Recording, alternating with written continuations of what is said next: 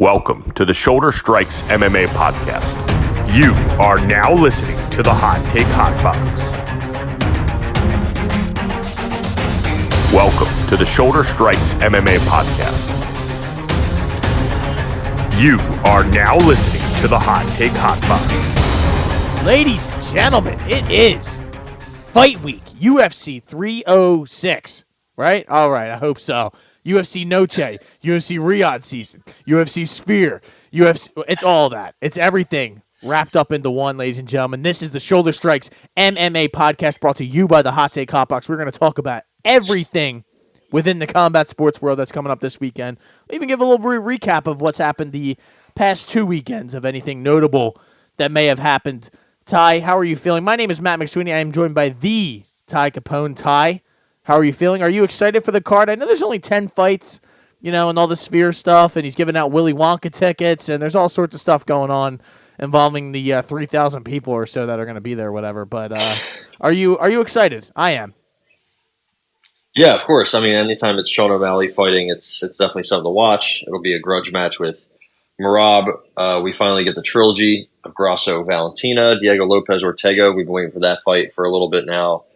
And we got a bunch of nice matchups, I think. It's not the cream of the crop necessarily. It's only 10 fights, but I think that's, I think we'd rather have 10 than like 15, So at least we're not going to be stuck in front of the TV for 6 hours or whatnot. But, and then I'm interested to see what they do, what the production is like. It's going to be, there was an Instagram thing I saw. It was like 1080p is the highest resolution television fight ever or something like that. And they're going to have some ring girls, some new Mexican ring girls.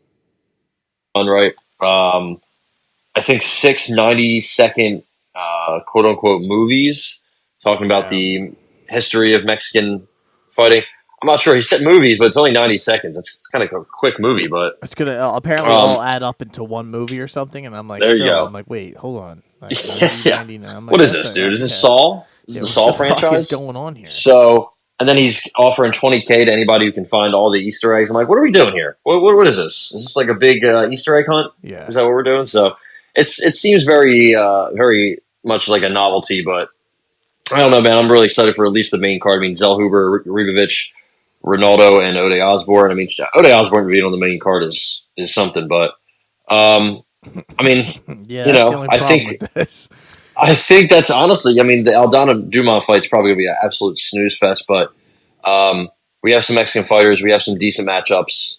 So, yeah, I'm excited. Canelo, that same night, I'll have him pulled up on my phone. Yeah, it should be good.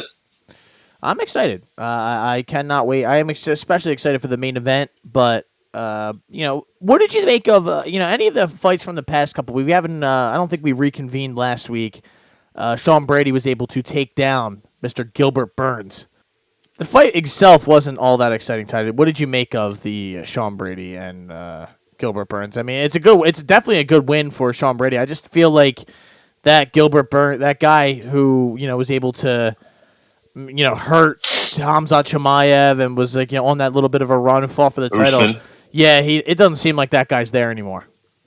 No, I mean, he's getting old. He's doing a lot of grappling events. I know he lost pretty much every round, but I think he was like, I don't know, somewhat competitive. I didn't think he was getting blown out of the water, but it just didn't go his way really at all. He got taken down 7 times, controlled for about 10.5 minutes, and Sean Brady looked pretty good. I think showing the ability to go the distance and kind of just put together an all around game plan is a huge step for Sean Brady in this welterweight division. I think he kind of has an X factor that a lot of people, other than maybe Shavkat, won't be able to solve. That he is so strong and has great jiu-jitsu and good wrestling now too. So also decent striker. I mean, it's not wildly effective, but it works. It's not bad. I think his striking defense. I don't think he's that chinny.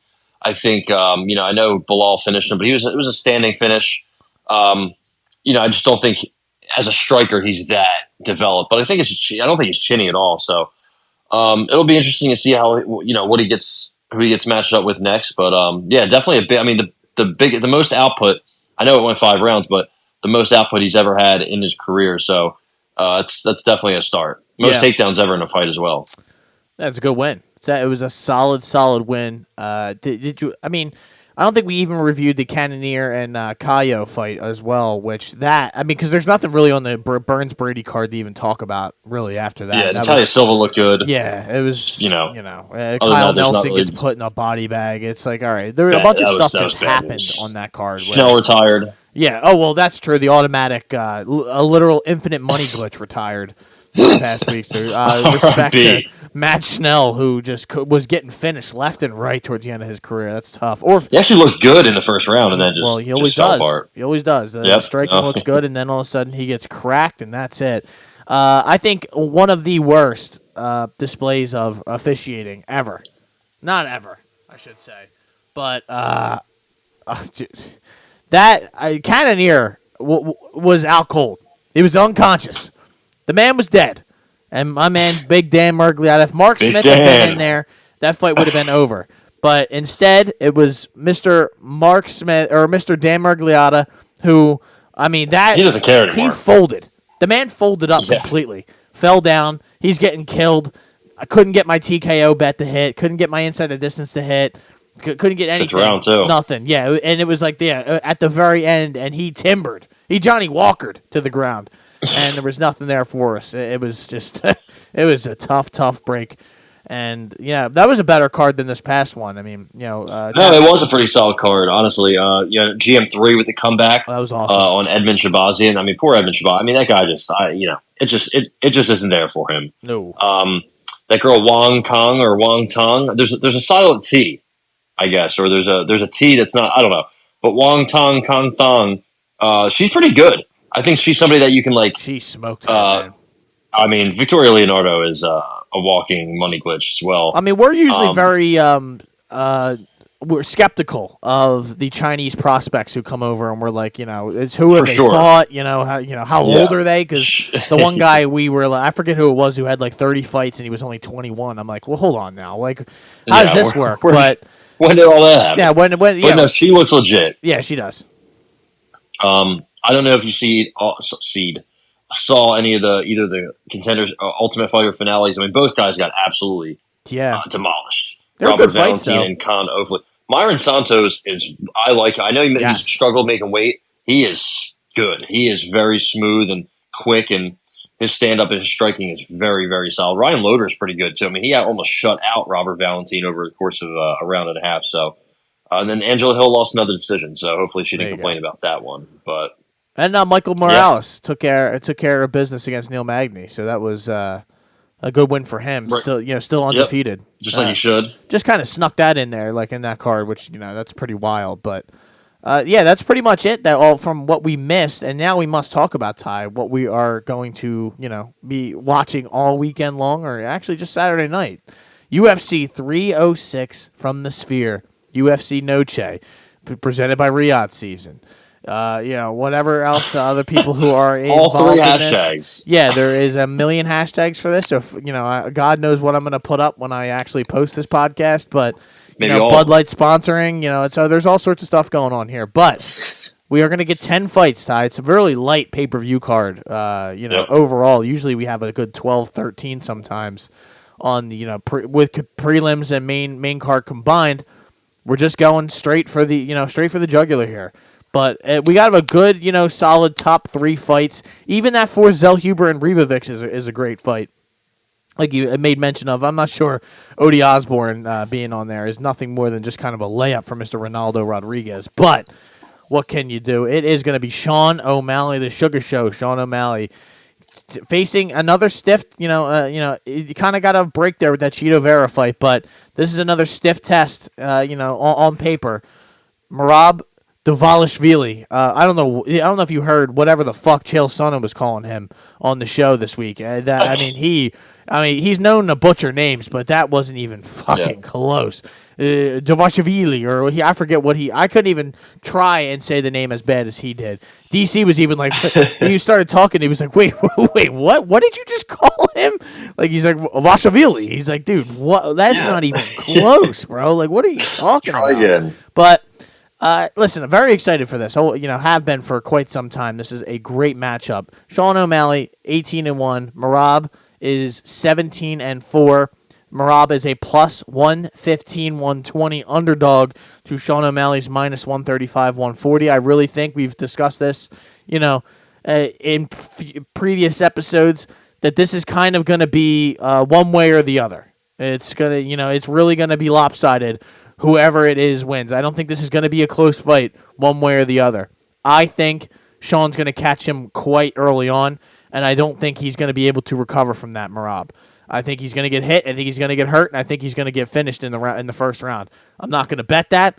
I think maybe it could go to a second round, but I am going to take O'Malley TKO right away. I'm not even going to waste anyone's time. That's just been my pick for the longest time, and I can't lie to you. I just don't think this is a really good matchup for Merab. Merab gets hurt in almost every fight that he fights against a striker, and I'm not doubting that he might be able to take O'Malley down, and if he does, then he really is who he says he is. But I don't know. It's a little bit. I think it's going to be a little difficult for him initially to take him down with the length that O'Malley possesses and those kicks coming up the middle, which I doubt he's probably going to throw. There's going to be a lot of hands and probably trying to keep this thing standing up. I think O'Malley was able to keep himself standing pretty much against Sterling, and that was a much tougher, stiffer test in the grappling department, in my opinion, than Merab. Merab is just a cardio machine. I doubt that he's going to be able to have the true success that he really needs to have in order to neutralize O'Malley's game. Yeah, and Shaw was also hurt. He had a fucked up rib in that fight, which nobody really talks about. But he said he couldn't even really do any jiu-jitsu, and a lot of people wonder about Sean O'Malley's ground game or his wrestling defense. It hasn't really been tested too often, but I think he's honestly looked very, very good. Peter Yan took him down 6 times, 6 of 13, but he got back up right away. Also, I think Sean hit him with some kind of sweep in that fight as well. So he's been practicing and drilling jiu-jitsu for so long with Tim Welch and all the guys over there, and they have a really good camp now. I just think he's ready for pretty much the only thing that Merab has coming for him. Merab will come forward and throw some wild hooks, but if you remember the Marlon Moraes fight, you can easily cut him off with a hook of your own if you can just get there quicker. And I remember Merab was like my final leg of just a money line parlay against Marlon Moraes. He was like, what was he, minus 300, and he got put down 3 times in the stand. He did the Johnny Walker. Yeah. And I was like, oh my God, dude, this can't be happening. And he was somehow able to survive. And I know that Marlon Moraes was on, I think, a 7-fight losing streak. So this is a much different test. I mean, his last 3 wins, Aldo, Yan, Cejudo, he definitely has good wins for sure. But Cejudo's cooked. The Yan fight, Yan might be cooked too. Yan might be. That was also just a weird fight. Jose Aldo's getting old. I don't think the Henry Cejudo in his prime is going to let Merab pick him up and just walk him around the ring like that. So, also looking back at the Casey Kenny fight, rest in piss to Casey Kenny, he hurt Merab. He hurt Merab bad, and it's like, man, Casey Kenny, that's not a hard hitter. And then if you remember the Ricky Simone fight, the guy puts himself out. Like, he's not a smart fighter. No, he definitely is solid. He's a specialist. He only has 3 knockouts in his career. The last time he got a finish was Marlon Moraes, and before that, the last time he got a finish before Moraes was Rafion Stotts. Yeah. Way back in the day. Spinning back fist in like 10 seconds. Ring of Combat 59, 2017. It was an AC. Imagine if we were there for that. That would have been pretty sick. We wouldn't have even known. That's the crazy we would have been like, go watch that show. Merab Dvalishvili against Rafion Stotts. Who? I'm definitely taking the undefeated big black dude, and then he gets put out in 10 seconds. You're like, oh, okay, well. I faded Merab in AC when he fought Ricky Simone, and that was one of the bigger hits of my life, was just that being in person to watch that and me yelling, he's out! He's out! And watching Mark Otto like, if he can't get up, the fight is over! And I'm like, oh, let's fucking go, dude. When they announced it, he can't get up. Mike Trezano also got a knockout on that same Ring of Combat card, so people were just getting put to sleep left and right on that card. But I think Sean, it's pretty simple. I think he puts him. Maybe it takes around. Maybe there's a lot of grinding against the cage, or a lot of stalling, or a lot of just grappling and wrestling. Maybe he goes to the second round. I'm not too sure if it's round 1 or 2. And I hate predicting rounds. It's the stupidest thing ever.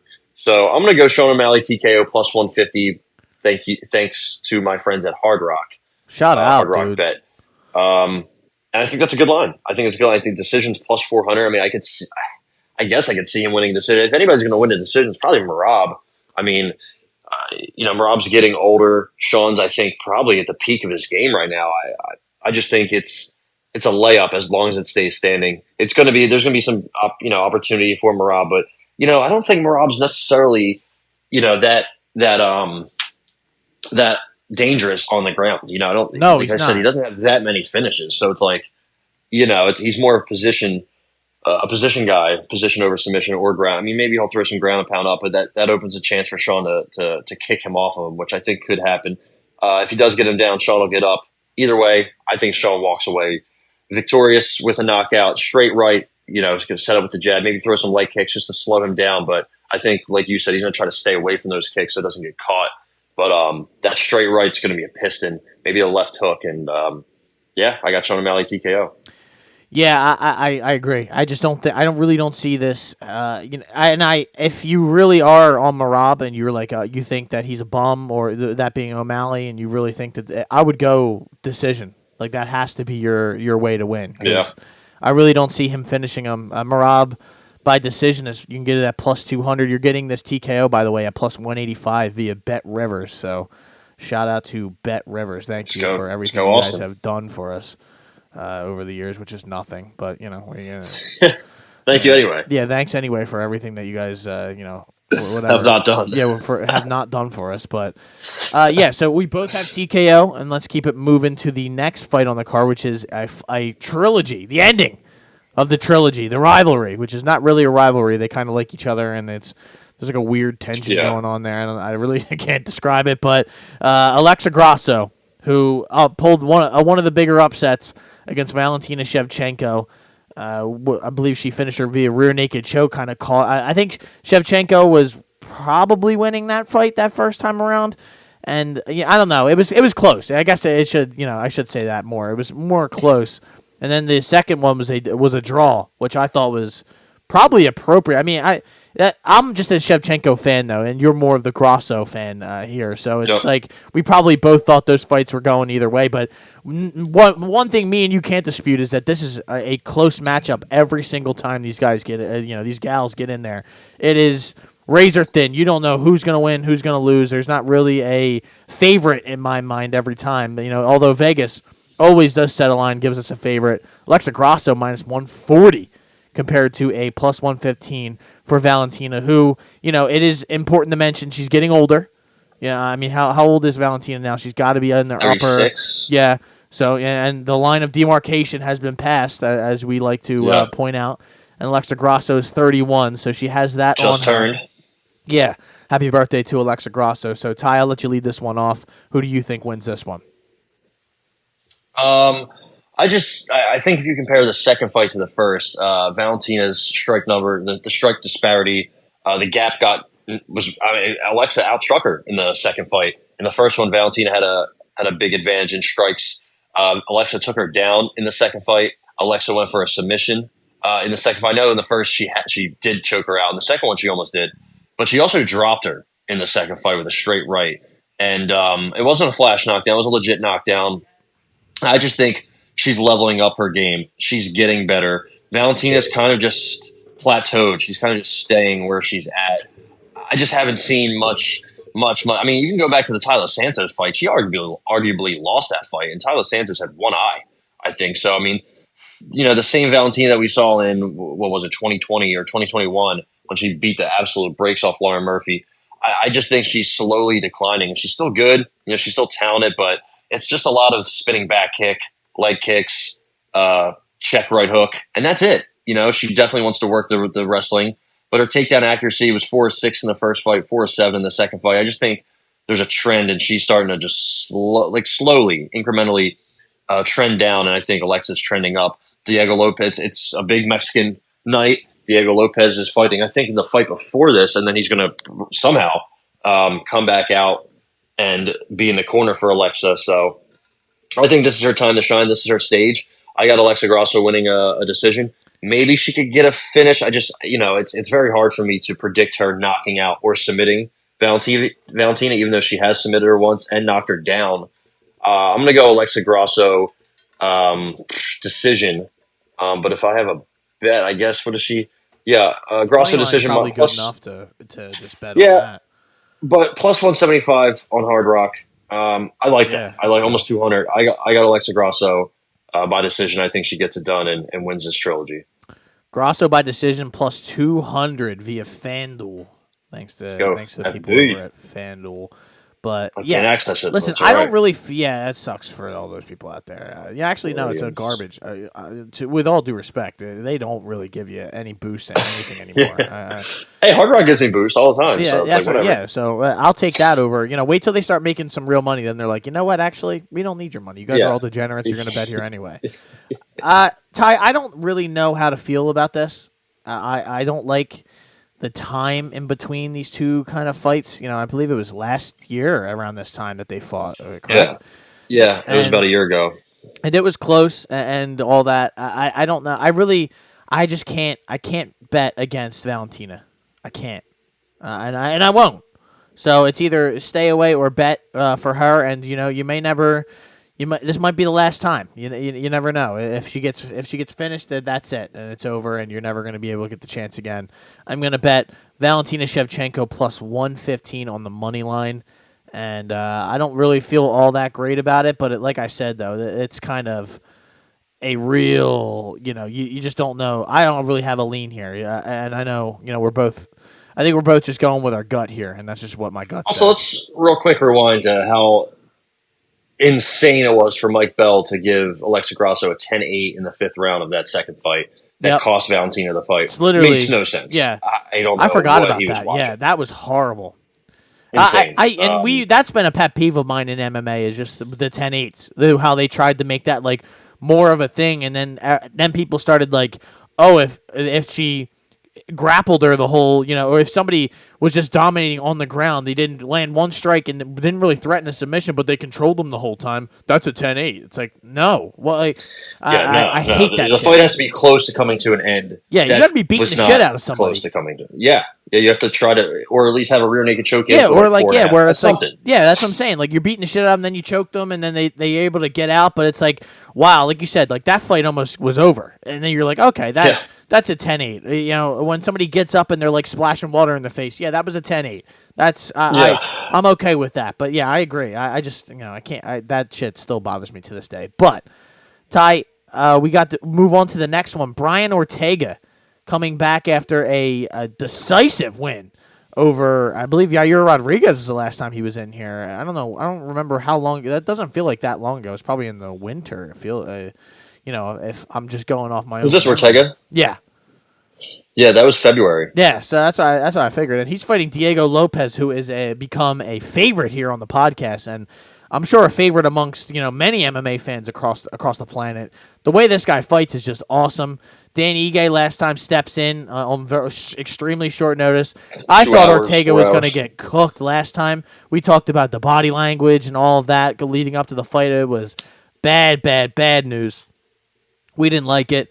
We didn't want anything to do with Ortega, and then he pulled out. He just said he didn't feel like, what did he say? Like he felt lifeless, and he just didn't have like any energy. And I don't know what it was. I don't know if he had something personal going on, but it's getting tough and really tough for him to make 145. Yeah. I don't even know how he's still doing. He's 33. The fact that he's still at 145 and he's he's not that tall, but he's a big fella. You know, so. I guess if he loses, he's probably, I think he's already talked about moving up to lightweight after this fight. So, it's kind of like retiring, right? When people are like, I'm going to retire after this fight. That's a red flag for us. When somebody says they're moving up after this current fight, I'm like, that's, it tells me that their body is telling them something. And I just really worry about that with Ortega in general. He's also the damage he's accumulated over the years. Even in the Yair fight, he won.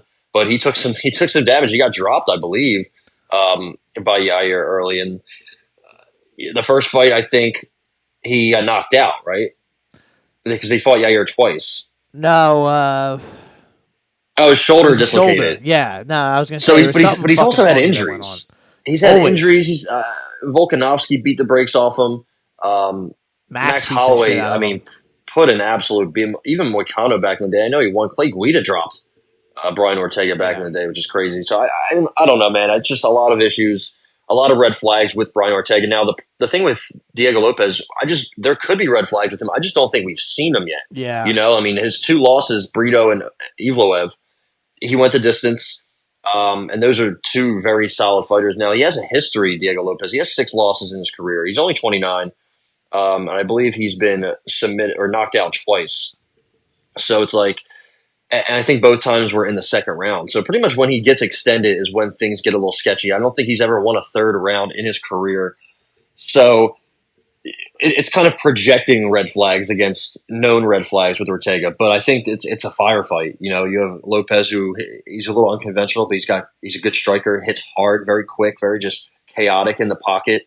And then his jiu-jitsu is great. His wrestling is good.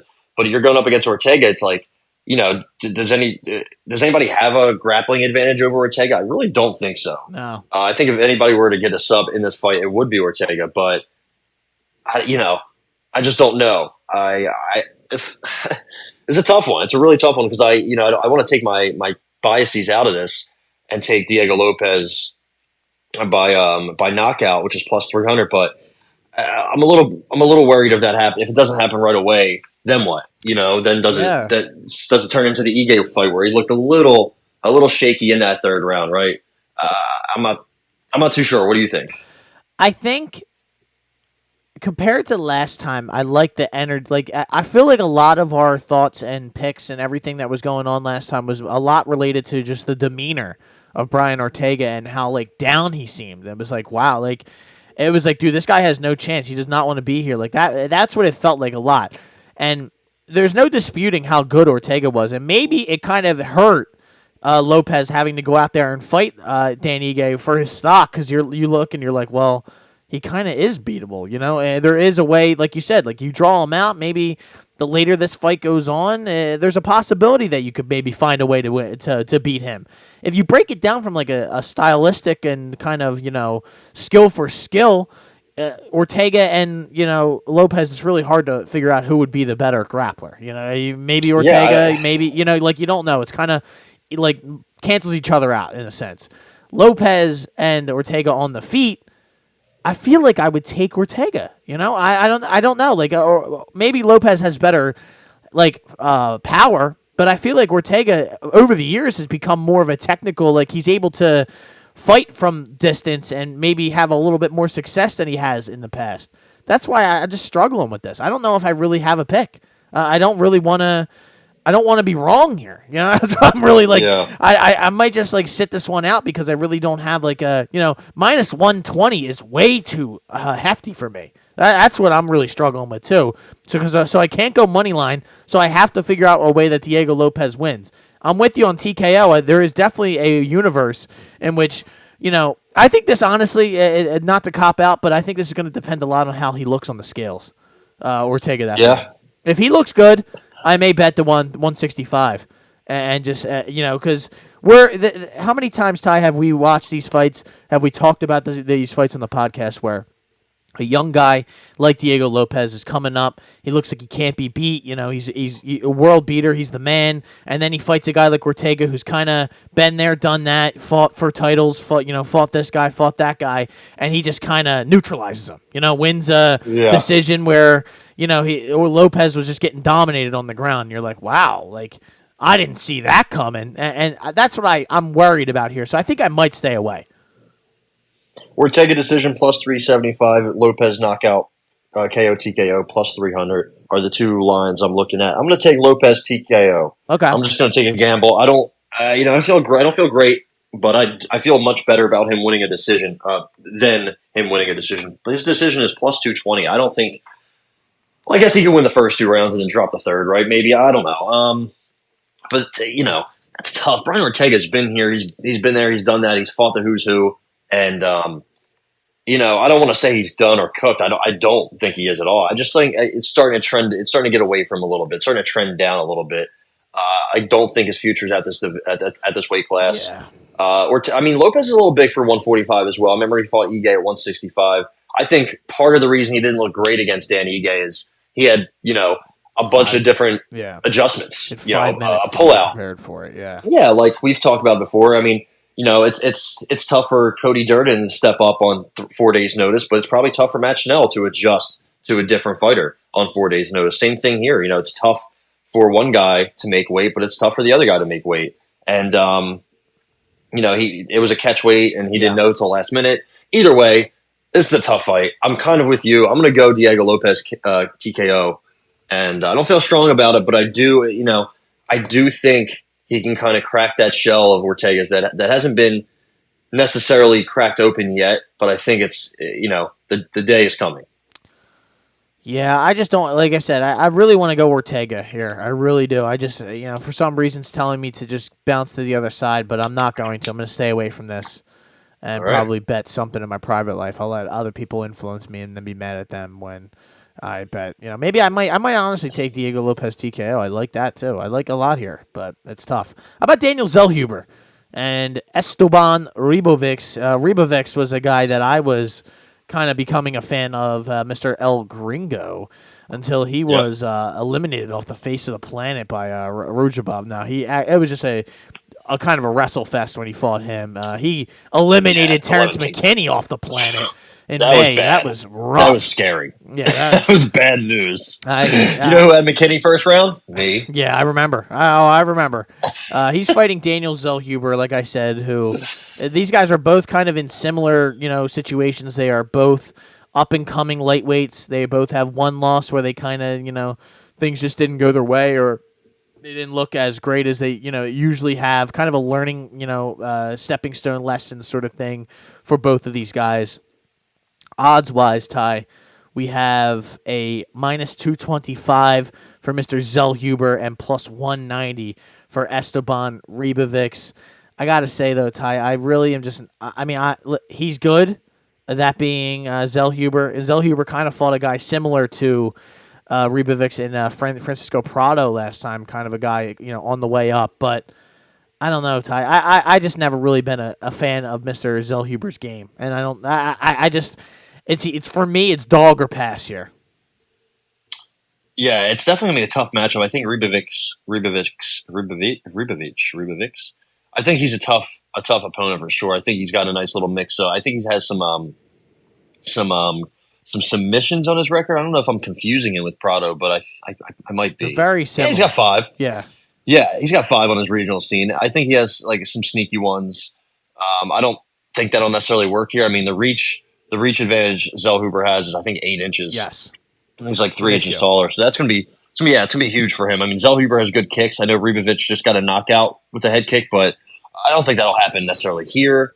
I think he basically knocked out a local mechanic in Terrence McKinney. But a mechanic that can fight. Just he likes to do car work. It's a passion of his. Yeah. It's not your local Pep Boys mechanic, but it is a mechanic nonetheless. Got off the bar stool and decided to fight, but it's just I don't know if it's his number one thing he's got going on right now. Yeah. I think Zellhuber is going to keep him on the distance, keep him at distance with the kicks, with the straight left, the jab, and I think he's pretty much just going to keep him on the outside, keep circling. Yeah. I think he has some sneaky submissions of his own in Zellhuber, but I have been hurt by him. I know it was a while ago. It was Trey Ogden and. It was his UFC debut. A lot of fighters sometimes in their debut. I think it was Tyler Santos that lost to Romero Barella, and I was like, "Damn, what are we doing here?" And then they turned into almost beating Valentina with one eye. So it's like I don't want to judge him too harshly. The Giagos fight was somewhat close before he pulled out that anaconda. He knocked down Lando Venata. I thought he knocked him down with a head kick, but I could be wrong. The Prado fight, I think he just outpaced him.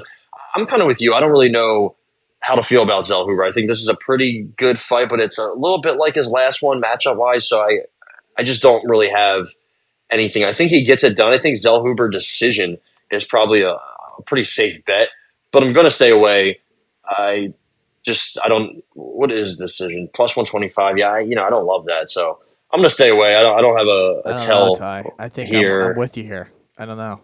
Yeah. And I have an announcement. to make as Uh-oh. well. You're going to be a father. My brother, no, God, no, please no. My brother has just walked into the room and showed me a picture of Ortega, taking his picture this week. He looks a little chunky, Ty. He look. Oh, no. Yeah, Wow. he doesn't look like it's going to be a great weight cut. I can't tell. What's up? Milk bag Ortega. Milk. Okay, he's calling him Milk Bag Ortega. All right. So I am now changing my bet. I'm gonna go Diego Lopez TKO as well, plus one.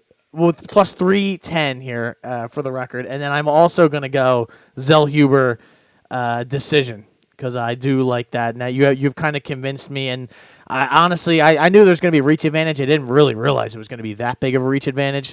Yeah. So I'm going to go there with that plus 130, and I am going to keep it moving, I believe. I'm going to double check that. Yeah. I think I just saw it. Decision at plus 130. That is what it is. So I will now keep it moving to the next fight. And the first fight on the main card, the Ronaldo Rodriguez. This guy has a cool nickname, if I remember correctly. I'm not... maybe he doesn't. Lazy Boy. Lazy Boy. I love that. That's right. The Lazy Boy. He's back in there, baby. He was Luis Rodriguez. Now he's Ronaldo Rodriguez. Okay, So. well, there you go. Yeah, it's just yeah. great. He destroyed Dennis Bondar the last time out. Who hasn't? Yep. Not me. I think I may have had Dennis Bondar in that fight. I think he was a huge underdog, and I tried to be smart, and I was just watching him get his face bashed in the entire fight. He's fighting Ode Osborne, who Ode Osborne has been known to take a nap or two in his day. I believe, right? I mean, whether that be choke or, he's been finished quite a few. He's been finished 6 times in his 19-fight UFC or just MMA career in general. That's not a good move. He's only a plus 125 underdog, Ty. Is that something that, like, what's going on there? Because I feel like he should be a bigger dog. Is this more of like a... Ronaldo's kind of unproven, and we don't really know what to do with that, or like, what do you say here? Yeah, I mean that's pretty true. I mean his only UFC banner fights, he lost pretty convincingly to Jerome Rivera, who, if you remember correctly, went 0-4 in the UFC with 4 finished losses. I believe was he knocked out 4 times? No, he was submitted by Zalgas. Didn't get a finish until he fought Jerome Rivera. Ode Osborne put Jerome Rivera to sleep. Francisco Figueiredo put on a wrestling display against Jerome Rivera. Yeah. And Tyson Nam put Jerome Rivera out bad. So not the best guy to lose to, right? We were talking about losing to fighters you shouldn't lose to and then kind of coming back and looking like a much improved product. But even in the Bondar fight, he got outstruck. So that's a bit of a worry. And the thing with Ode Osborne, I really would take a shot on him, but I mean his last 2 fights against Almabayev and Jafel Filo, pretty good fighters, especially matchup wise, not good matchups for Ode, but 4 combined significant strikes in those 2 fights for Ode Osborne. They went a total of 9 to 12, 13 minutes. So 1 significant strike, or 4, I should say. That's just I don't know, not great. I mean the Charles Johnson fight was close. He used his wrestling in that fight. He's just a mixed bag of a fighter, Osborne. I really just don't know what to think. I mean, he gets flying knee knocked out by Manel Kopp. Then he goes for a flying knee against Tyson Nam. When he lands, he gets hit with a hook. So it's like he's not the smartest fighter. He's not the most durable fighter. He has some ability, he has some skills, some talent.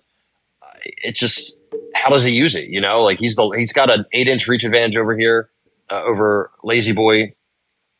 You would think he would be a bigger underdog, right? So that kind of makes me want to pick him, but just off of the aesthetics, just off of him getting finished no matter what, no matter how. And he's 32.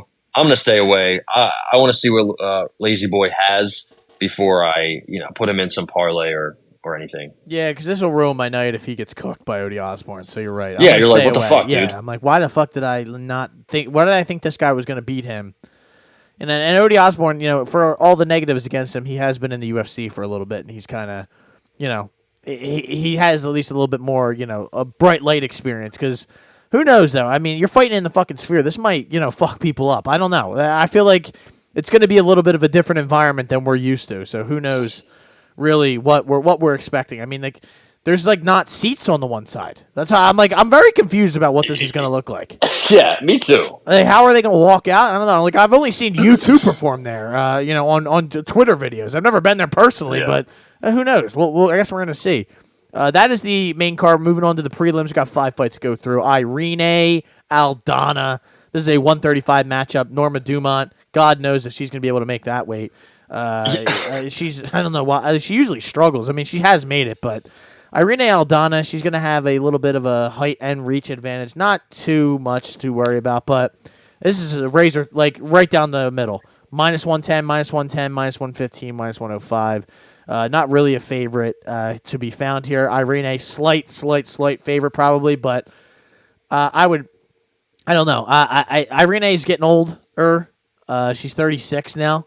Norma's not exactly young either. She's 33, and like I said, she's not unlike her really at this weight necessarily. I like Irene Aldana at 135. We both. I think you have also said though you're a fan of her game. We were when she fought Nunes. We were like, I really would like to take her for the upset, but it's just she's not. It's just not going to happen. So. Definitely not going to happen. Yeah, so she got smoked. The lights were too big for her. She just has a problem sometimes of not throwing. Yeah. When she fought Holly Holm, she just didn't want to throw. She was very hesitant. It's like when she fights some of these opponents that she respects them too much, like a Raquel Pennington, Holly Holm, Amanda Nunes, 3 champions or former champions. She just very gun shy, very just didn't want to pull the trigger, and that's something you see with fighters as they get older. It's like the main thing to look for as a fighter gets older, just the inability to throw, really, and just the decision making. Out. Yeah, just chilling, like you don't know what you want to do, and she did bounce back. The Carol Hosa fight was a fucking war on that 296 card, Edwards and Covington. And the Macy Chasson fight, it was a little close. It was, she was losing some parts. I mean, she just sometimes gets stuck on the ground, stuck on bottom, and that's really what drives me up a fucking wall. But she did end up knocking Macy Chasson out with the most random. I think she threw a kick from bottom, right, and it hit Chasson in the ribs when she was standing over, and she just was cooked. Yeah, so, I mean, we knew that Macy Chasson is a goddamn fraud of all frauds, but and then you have Norma Dumont. I mean, these are 2 fighters that you just have no idea which version of them are going to show up. I mean, Norma Dumont's last fight was an absolute snooze fest against Jermaine Durandamy. She landed 11 strikes, significant strikes. I truly she got don't 6 even remember. takedowns. Yeah, if it didn't happen, I wouldn't think you're wrong. I wouldn't think you're lying. If I can't tell. Like in my head, usually when you say a fight, I'm like, oh, I can visualize it in my head. I can't visualize this fight in my head. I really, and I definitely watched it, so I don't know. Like probably my brain just said, you're definitely not going to need this. Like SpongeBob, they said, yeah, get rid of that. Yeah. And when Norma fought Macy Chasson, she lost a split decision. She got taken down a lot. She couldn't get that Danielle Wolf chick out of here who was like 40 and she was like 2-0. I mean, what a joke that was. She beat Chelsea Chandler in another uninspiring performance. Carol Hosa knocked down Norma Dumont. They have a lot of the similar opponents. And I just think Norma Dumont's been skating away with some of these close wins. And I think she's just going to try to get her against the cage and kind of just stall, maybe take her down. I think she might be able to, but I don't think she's this great wrestler at all. I mean, if you look at some of the fighters she's taken down and had success wrestling, grappling, it's Danielle Wolf, it's Chelsea Chandler, it's Jermaine Durandamy, even Ashley Evans-Smith. So I know Renee Aldana's wrestling defense isn't great, but takedown defense, 76%. It just sometimes in some fights, Holly Holm, Amanda Nunes, Macy Chasson, she gets stuck on the bottom. And I'm going to go a Renee Aldana money line. I think she shows up this fight. I think she shows up for the her best friend Alexa. She also trains with Diego Lopez. A lot of her friends and training partners are on this card, and it's a big Mexican night. This is finishing out the prelims. I think she gets it done. I think she wins a decision. I don't think maybe she can knock her out. She has that left hook that she's put people to sleep with before, right? Carol Hosa, Yana Santos. So I'm going to go Aldana money line. Yeah, I'm struggling here because I want to take decision, but like you said though, like I don't trust Norma Dumont. Norma Dumont got put out by Megan Anderson, who much larger of a human being. So I'm not gonna hold that against her all that much. But like you said though, she's been dropped by Carol, Hosa, and there's all sorts of stuff that it's just not really that you like here coming from Norma Dumont. And it's like I said, I don't really love her at 35. I don't love her at 45. Really don't like her at all. although she, patron saint of the podcast. So that's her Instagram. Yeah, she's got a lot going on back there. But it's, I'm going to go Aldana money line as well. And go. Call it a day. Pray. Yeah, exactly. I just think that she's better. Arena Aldana is better than Norma Dumont. I think so as well. I'm going to count on that being the big factor here. Because sometimes, as stupid as that sounds, you're like, well, of course, if she's better. Like, sometimes it doesn't matter. There's been plenty of times where Who shows up, Yeah, and I'm like, oh, wow, that's, that didn't go well. And now my page wants to completely freeze, so that's awesome. But I got to get a new computer. This thing is just been having a meltdown. We have Ignacio Bahamondes. Is that the next fight on here? I believe so, right? Him and Manuel Torres. El Loco. We have a plus 110 for Ignacio, minus 130 for Mr. Manuel Torres. Ty, I'm going to let you lead this off since I have no information right now, but all I know is Ignacio has let me down so many times, so I don't know if I can trust him here. Yeah, I think I was going to say, I think he's still an underdog, plus 100. Yeah. So Manuel's minus 130. This is interesting. We don't really know much about Manuel Torres. He is going to be not much shorter, but he's going to be shorter by a couple inches. Is he, let's see, are they both? Damn, Bahamondes, 27. It's crazy. I feel like he's been around forever. Yeah. And he's 2 years younger than I am, which is sad. 3-0 in the UFC, Torres is. He kind of just burst on the scene, on the Contender Series with a big knockout over Colton England. That was just the most obvious win ever. Then he smokes Frank Camacho, smokes Nicholas Mota, and then he, exposes Chris Duncan. Not Christian Leroy Duncan, but Chris Duncan, the white fella. The white. With a rear naked choke, take him down and just expose his grappling. But if you just look at his history, man, very first rounder bust. I don't think he's really he's left the first round maybe once. Let's see, yeah, I think just once. And he won a split decision against Enrique Gonzalez. And other than that, it's just, he's hell on wheels to start a fight. He has been heel hook and knee barred. I think he's probably shored up those things, the leg locks. I don't think he has to worry about that with Bahamondes. But I will say, Bahamondes does have some sneaky grappling. I know he hasn't, he only has one sub on his on his record, but it's a Bravo choke against Rong Zhu. And I believe that Bilal brought Ignacio Bahamondes to Dagestan with him to train recently. So, if he's training with all the guys over there, that's some really good work, at least for some takedown defense, just anything. It's done wonders for Bilal. Anybody should, if they have the opportunity, should go over there just to get some. This guy's voice is giving out on him, dude. Hold on, take a second. Yeah. I have a water somewhere. I just don't know where it is. I have a full water next to me to drink, and I'm like, I'm good. I don't need it. But I do think Bahamondes, he's got some sneaky kicks. You remember he knocked out Roosevelt Roberts at the buzzer with a wheel kick. Yeah. Just knocked out Christos Yagos with a head kick. I think he hit Klein with a head kick too, but it just, it didn't hurt him, and he ended up losing that fight. It was a close fight, but Bahamondes is definitely not the most trustworthy guy in the world. But here, I think he's much better. Not much better, but I think he is better. I think he's more well-rounded. I think he's got now the defense is a bit of an issue for Bahamondes. Has that tall man's defense, and maybe he could be susceptible to a choke. I just think Manuel Torres. I really need to see it. I really need him to prove to me that he's not just a better version of Terrence McKinney, right? A guy that will win in that first round. But he hasn't escaped the first round, so that's what it's. But he has to eventually. Maybe he ices Ignacio here. I could see it. The Chilean lightweight only has, so much in that chin before he just gets rocked. He just kind of lets it hang out. He just, kind of throws naked shots a lot. Hittable, man, yeah. But I think he's better. I think he's going to use the jab, use the kicks, the kicking game in general. And I think maybe he even goes for a takedown. Or at least gets a reversal if Manuel goes for a takedown. I'm not too sure. I'm very excited to see how this fight plays out. I'm going Bahamondes money line. I think he gets it done. Yeah, I really want to. I think I'm going to stay away though. I don't know enough about Mr. Torres to really fade him or bet him, so I'm going to stay away from that. We got Ketlin Sosa and Yasmin Yurgi. Miss Yurgi really is responsible for one of the all-time really just letting me down moments here when she got, I believe, is it her that she got just smoked in like 10 seconds by Denise Gomes. Denise I go mean, Gomez, and then she was struggling against Sam Hughes in moments, which never is a good look. So I worry about that. And she, again, is a minus, 500 favorite here against Ketlin Souza. Do you see a chance for an upset, or do you think this is going to be a roll fest for Miss Urgi? I think she smokes her. Yeah. I think the thing with Ketlin Souza is she's, she has some good. I mean, she has a bunch of finishes. She hits hard, but remember Karine Silva took her knee pretty much from her body. That was put it on her mantle above her bed. That was pretty crazy.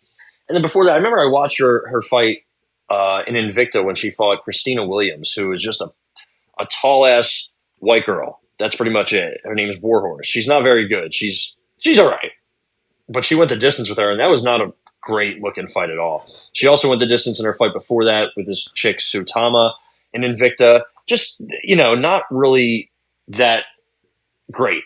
Not that great. Not that good, in my opinion. I mean, she has a leg kick loss on her record. Ariane Carnelossi knocked her out with a body kick back in the day. Jesus. I know, this was kind of a while ago, but she just fought Marn McMahon, who is very, very tough. Marn McMahon is, that's I like Marn McMahon, but she should be fighting at 95 pounds or 105. And when she fought Marn McMahon, she got taken down. She got swept. She not almost, but she got put in a rear naked choke. Things got a little sketchy for it. I guess I'm going to try to say this. Esquentadilla, whatever that means. Yasmin Howergy is much better. She's lightning quick with her hands. She has legit power. Remember her debut against Lucinda? That was one of the best debuts ever. Everyone's wondering, who are these two chicks that are in the feature bout? And then we're like, oh, okay. And the only reason that didn't win fight of the night is because they were followed by Landwehr and Odama. So, kind of tough to overshadow those guys. But and then her fight with Estela Nunes, she got dropped, but then she dropped her twice. And then the Gomez fight, it's not a good look, but she got hit hard early by somebody that hits hard, and that was it. She didn't go out cold. It just wasn't her night. I don't hold that against her. She beat Sam Hughes, who is very tough, who will give you a vet lesson. And I just think I just don't think Ketlin Souza is that good. I mean, too many red flags, too many uninspiring performances. I got Howergy. I don't have a bet. I think she could knock her out, maybe late, maybe second, third round. I think taking a stab at that, I'm going to try to find odds for that would be a bad idea. But in general, maybe just a parlay piece. I don't know exactly what I have or what kind of betting edge I see in this fight. Howergy, third round TKO is 1750. Second round is 1200. I don't know. Maybe one of those if you're feeling up to it. But in general, I don't have a play. I am going to take Yasmin Jauregui inside the distance plus 240 here via Betway. Ooh. So it's not bad. That's not bad at all, especially given the fact that Sosa has been finished all four times of her fights, and Jauregui is known to be somewhat of a finisher. Although last couple times out, maybe it didn't go her way. But there you go, plus 240, I think is what I said. So there you go. And now we keep it moving, ladies and gentlemen, to the next fight. This is my boy. And he went out sad last time, so we're going to bounce back here. It's not a great matchup for him either, but Joshua Van, 10-2 versus Edgar Chairez, a 11-5 gentleman getting in there. I want to see the odds on this right away. Stat, give me the odds. Stat. Minus 220? Minus 250, 220 for Mr. Van. Edgar Chairez is a plus 200, 195 underdog here, Ty. I don't know. I'm going to have to investigate a little bit more to see the odds on a TKO if I can get that, but I don't even know if I really want to take that. So I guess I'd like to hear what you have to say. So maybe you could convince me one way or the other. They do not have it on. Oh, no, they do. Plus 340, 350.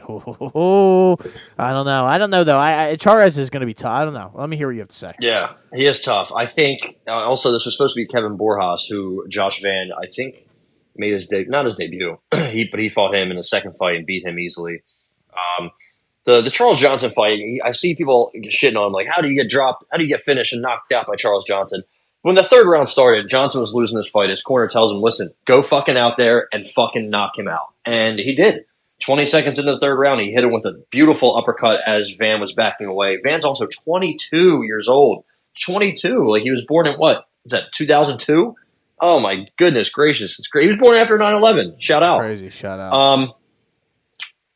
And, you know, Can't just shout out 9/11, dude. I mean, shout out. Shout out to remembering. Yeah, there you go. Yeah, that's what I meant. I just think Van's very talented, very smooth. He does start slow, which worries me a little bit.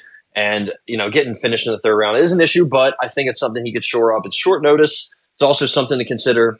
I just think he's much better than Charas. Charas has some good jiu-jitsu, some good grappling, but his stand-up is not that great. I think he's going to try to grapple, try to get this to the cage, get it in the clinch, make it ugly. This is another one I'm probably going to stay away from. I think I lean Van decision. It's not a bad bet. But let's see what it is. Van decision, yeah, plus 115. So it's not even something I like. I mean, TK was plus 325. I don't know. Charas plus 1,000. Yeah, I worry about that. I really like that. Actually, might be a good bet. That's the only thing that I really am concerned about. Van has been subbed. Yeah, early in his career. I think Charas is going to have the grappling advantage. I just wonder if he's going to be able to implement it. If Van just comes across the cage and pops him with a few. It could be night pretty early. It really could. So the guy that submitted Josh Van back in the day, his name is Devin Jackson. His nickname is the Relentless DJ Quick. So there you go. There you have DJ that. Quick. Yeah, he just recently fought Uriah Faber combat and lost to Jack Duffy, who just lost in the Contender Series, I believe, a couple of weeks ago to Nick Piccinini, our Italian brethren. Oh, wow. So, Jack Duffy's pretty solid, so that was a good fight. So maybe the Relentless DJ Quick is not that bad. I don't know. But Joshua Van got tapped by him a while ago. I mean, only 2021, but that was very early in his fighting career. It is something to look out for. I mean, Charas, he finished my boy Daniel Lacerda twice pretty much with submissions. Yeah, your boy's fucking stocking shelves somewhere now. But if you go back to the Contender Series fight that Edgar Charas had with what the fuck's his name? Clayton Carpenter. He got taken down 3 times. He got outstruck. He got controlled.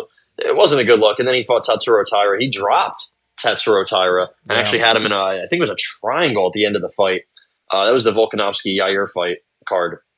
So it's definitely a mixed bag for Charas. I'm going to stay away. I don't know how to feel about either of these guys. It's short notice. Van's super young. I don't know. I wouldn't mind taking if anybody took a shot on Charas submission. I mean, plus 1,000 is a pretty good number for somebody that has a lot of very good submissions against somebody who has, at least is somewhat green when it comes to that. So, I don't know. Give me Van TKO. It being a short notice and Van kind of, the only thing I don't like is that it's a little bit of a quick comeback from that, knockout. But I don't think the knockout was terribly bad. It wasn't like where he got flatlined. He's young. No, it was just, he was tired and, it kind of just happened. A veteran finished a rookie basically in a fight that the rookie was winning. Yeah. 2 rounds to nothing.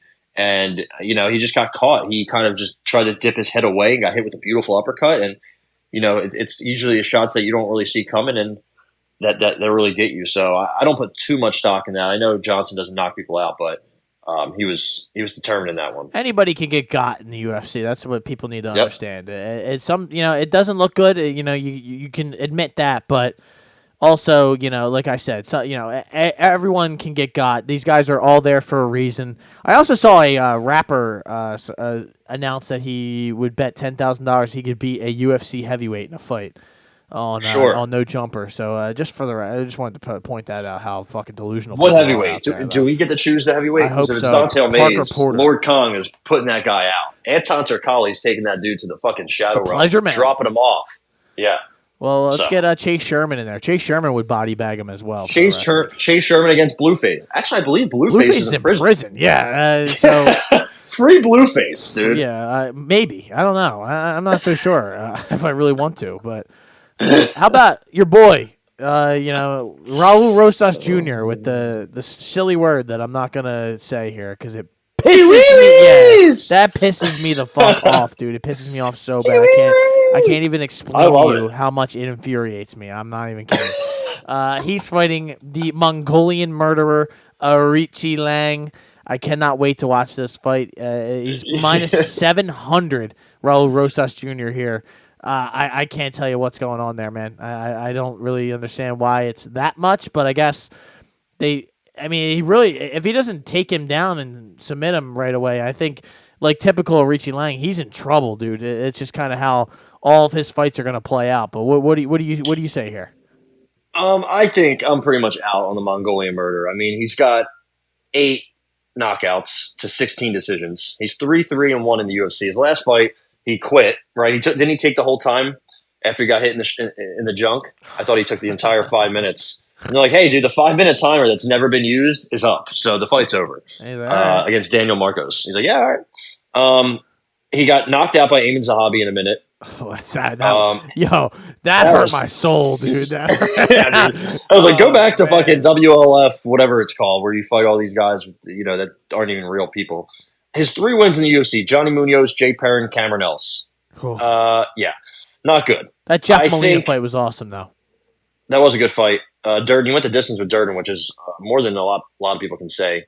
Also, Cody Durden's special co-host, guest on one of my favorite podcasts. Shout out to Best Fight Picks, Dan Levy, my boy. Yeah. So Cody Durden's a cool dude. Just wanted to say that. But I think, I'm not all in on Raul Rosas. I do see, he's 19. He's talking about his day already came, didn't it? Didn't he lose to? No, yeah, but he's gonna, but that he's gonna get smoked. Yeah, I don't know, it's hard to hit that cleft lip, dude. That cleft palate's gonna be tough to really. Well, did you see that he said he wants to retire by 25? Yeah, and one of the. That's one of our no-nos. I mean, I've never heard a guy say, "Hey, in 6 years, I'm planning to call it quits."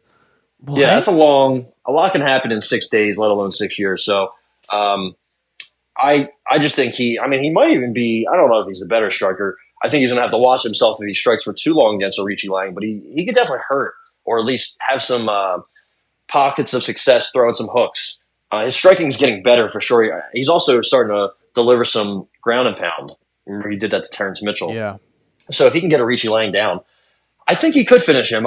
It's another fight where I think I'm just going to stay away. I mean, I'm staying away from a lot of these fights, but I guess I have about 6 plays anyway. So I think Rosas gets it done. I think he could get a decision. He could get a submission. He could get a ground and pound.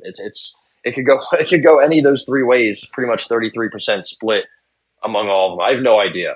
I just don't know what to make of this matchup in general. I just think Rosas just gets it done. Listen, I want to take TKO. It's plus 450 on here. I just don't know if I have the fucking nuts to do it. Really. Like you said, it could be a ground and pound. It could be kind of standing up. How old is Arichi Lang? 33, 31? Yeah, he's 31. He's getting older. Yeah, a lot of fights. A lot of fights on the record. Not a lot of wins. Yeah, and like you said, he's struggling against Eamon Zahabi and guys of that. Jay Perrin. He couldn't finish Jay Perrin. It's not good. It's not good. And then you see some of the guys we all transparency. You got to see the guys he fought right before he came into the UFC: 5-1, 5-3, 3-4, 11-5. I mean, we're talking about a guy who's got 20 wins. He's fighting a guy who's 5-3. Give me Rosas Jr. TKO. All right, I like it. And that's it, ladies and gentlemen. That is UFC 306. Enjoy the card. Enjoy everything about it. We are going to talk about Canelo, though. Canelo is fighting this weekend. It's interesting. They're going head-to-head with Canelo. Canelo's at T-Mobile, which is not too far from the Sphere. There's 10 fights on the Canelo card as well, which is kind of funny. The main event is not – he's like minus 1,600. He almost has 3 times the amount of fights that Edgar Berlanga has. 61 wins. Canelo is 61-2-2. Insane. Edgar Berlanga, the chosen one, not sure who chose him, but he's got the Brooklyn, Puerto Rican. He's basically a bigger Teofimo, except he's not as good as Teofimo. Even on Teofimo's bad days, I don't think Edgar Berlanga is that good. He's coming off a win against Paddy McCrory, ya boy, the Hammer. And that dude stinks. That guy's like 36 and just trash. and he knocked him out. But before that, he went the distance with Quigley, went the distance with Romer, Alexis Angulo, went the distance with Steve Rolls. These are guys that you should be putting out, and he did not. I mean, he went from being – so it's funny. If you look at Berlanga's record, it's all first-round knockouts, and then he starts to fight Damon Nicholson, Marcelo Caceres, Steve Rolls, Angulo, Quigley, all decisions. And then he knocks out McCrory. So it's like, what do we even have with this guy? Because he was a big hype machine, and then it kind of fell off. And now it's back, top ranks behind him, I believe. So it's like, what do we have here? We have somebody who's not that, in my opinion, not that good. He's going to get absolutely steamrolled by Canelo. I think Canelo finishes him around 6 to 8, maybe 7 to 9, 8 to 10, somewhere in that 6 to 10 range. I think Canelo smokes him. Honestly, I think he could even get him out of there early if Berlanga just wants to, go chaotic in the first round or the first couple rounds. Just wants to go after him. That's just not going to work for him, in my opinion. Edgar Berlanga's a pretty big guy, but Canelo's huge. I mean, have you seen his neck? Yeah. It's insane. Have you seen the workouts he does to train his neck? It doesn't look safe, but that's just some people are like, dude, do not do this. Like, don't do that. Yeah. He's like, nah, I'm good. I fucking do it. I don't care. Yeah, you're like, motherfucker. Right. Yeah, he loves cursing. Just so funny. So funny when guys that don't speak English as their main language just start cursing. It's my favorite thing. Suck my dick, I fuck you. It's like, whoa. Hold on. What the fuck? What did you mean by that? Dude, in the co-main event, this is blowing my mind. Danny Garcia is fighting Arislandi Lara for the 160-pound WBA title. Danny Garcia is fighting for the middleweight belt.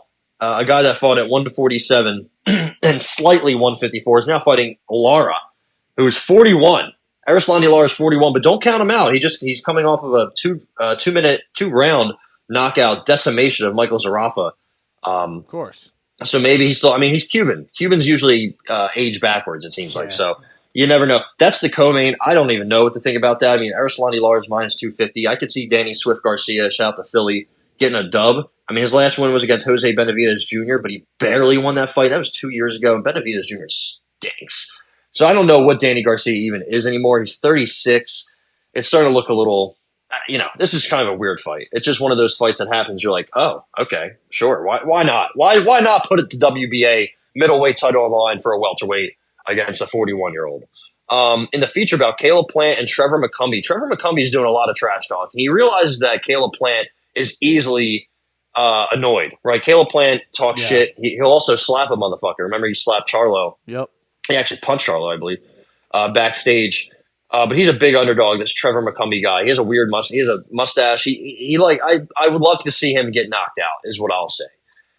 Caleb Plant, I think McCumbee was like, I don't think Caleb Plant's a bum or anything, but it's like, who is he beating besides Anthony Durrell and Uskategi? And then Plant was like, but nobody here knows anybody you've beaten. And McCumbee's like, that's true, but so it's like, okay, dude, what the fuck? What are you talking about, bro? What are you talking about? I think Caleb Plant smoked some. Rolly Romero is also on this card. Wow. Stephen Fulton is also on this card. Royman Villa, El Flaco de Oro is also on this card. He hasn't fought since Drawn Boots and has sent him to absolute hell. But he is also on this card. Yoanelli Hernandez, I believe, is a top Cuban amateur boxer. He's going to be on this card. He's only 2-0, but he's on this card. Beck Nurmagomedov, sure. And Nurmagomedov? Yeah, Beck Nurmagomedov. I think that's how you say that. Yeah, he's on this. He's on the last two Canelo cards. He's back. He sounds like somebody just like they paid him to be like, listen, AI. we need like DraftKings was like, listen, we need you to be like Nurmagomedov. Like we need a gambling like guy to be our Beck Nurmagomedov MGM Grand is fighting Joshua Conley on this. He's opening this card. So shit, that's good. Dude. That's happening. This would be a good card though. This looks like a pretty good card. Jonathan Lopez, an undefeated prospect at 130. La Roca is also on this card. He was on, I believe, one of these Navarrete or Lopez cards. I forget which one. But a lot of these guys have been – there's a lot of Mexican flavor, even though the main card pretty much only has one Mexican. That's just Canelo. But I think Rolly is of some kind of Mexican descent. He's fighting who's he fighting? Miguel James? Manuel James, who I don't know much about, if I'm being quite honest. But – Yeah, I mean the cards are pretty good. It's just a lot of randomness. So I mean they're going head to head with the UFC. Let's see who prevails. I mean, it's probably going to be Canelo if I had to guess, but I mean he's at least he's Mexican in the main event. I'll tell you what, I'll be buying the UFC. Canelo Alvarez is not really Mexican, but it's a pretty good boxing card, all things considered, without Riyadh season being involved. So maybe Riyadh season has kind of made everyone step their games up and kind of load these cards up a little bit with guys who actually want to watch fight. Yeah. So there you go. But you do have to pay for it. You have to pay for it, of course. That makes a lot of sense. But I will not be. No one will be. Well, there will be some people out there, but ladies and gentlemen, another great episode of the Shoulder Strikes MMA podcast brought to you by the Hot Take Hot Box. Make sure you tune into the other episode that'll be dropping at the same time as this one about the Eagles and everything that's going on in the sports world. We'll have a recap episode next week before, I don't know if I'll be able to. I'm heading off to Nashville for next weekend, so I don't know if I'll have. Oh, shit. I don't know if I'll have time for another, preview episode for the next week, but maybe we'll have to drop an early one. Beforehand, so that we have a little, so people can tune in and have a little something to listen to throughout the weekend. But until then, ladies and gentlemen, dude, I'll run a solo dolo if I have to. Hell yeah, Even though I don't think I'm really I don't even know how to do it. There you go. We'll figure it out, though. Fuck it. I'll get some people on it. But until then, Podding from the plane, dude. Podcast from the plane. That would be wild, yo. That's all you would hear the whole time. Everybody shut up. Yeah. This is your captain speaker. I'm like, yeah, shut the fuck up. We're going down. Yeah, Mayday. This is not Mayday. good. I'm like, all right, well, Pod, I'm going to try to upload this before. All right, chat. Before I die. All right, see you later, chat. But I'll talk to you later. Until then, ladies and gentlemen, this has been the Shoulder Strikes MMA podcast brought to you by the Hot Take Hot Box. My name is Matt McSweeney. My name is Ty Capone, and this podcast, I repeat, is not brought to you by Riyadh Season.